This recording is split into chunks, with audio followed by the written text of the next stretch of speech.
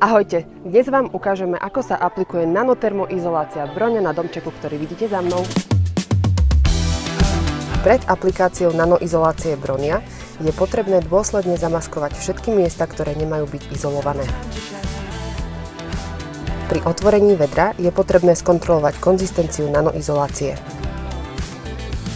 Pri miešaní sa najprv miešadlom prerazí tuhá časť, následne sa začne miešať od spodku vedra proti smeru hodinových ručičiek rýchlosťou najviac 150 otáčok za minútu a pokračuje sa dovtedy, kým sa celá zmes nepremení na šľahačkovité skupenstvo.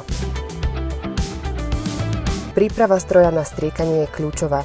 Používa sa Airless striekacie zariadenie Graco Mark 7 alebo Mark 7 Pro Kontraktor. Pred začiatkom treba skontrolovať, aby bol nasávací kôš s guličkou celý zaplavený destilovanou vodou, inak sa musí doliať.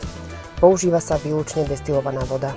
Následne sa ponorí pumpa Airless stroja do nanoizolácie Broňa a maximálnym tlakom 180 barov sa vyprázdni destilovaná voda zo systému a hadic do prázdneho vedra, až kým zo striekacej pištole nezačne tiecť samotná nanoizolácia. Potom sa na pištol nasadí tryska veľkosti 41, označenie napríklad 341, 441 alebo 541, kde prvé číslo určuje šírku lúča a číslo 41 znamená priemer 0,41 palca. Takto pripravený stroj je pripravený na aplikáciu nanoizolácie Broňa.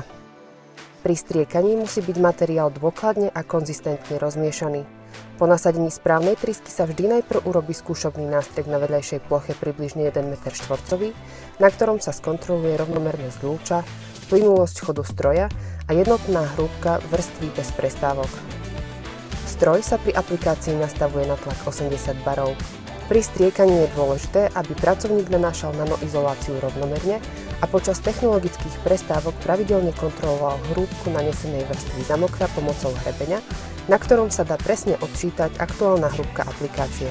Pri aplikácii netreba zabúdať na priebežné miešanie nanoizolácie. Po ukončení prác je nesmierne dôležité celý striekací stroj vyčistiť destilovanou vodou v zmysle technologických predpisov.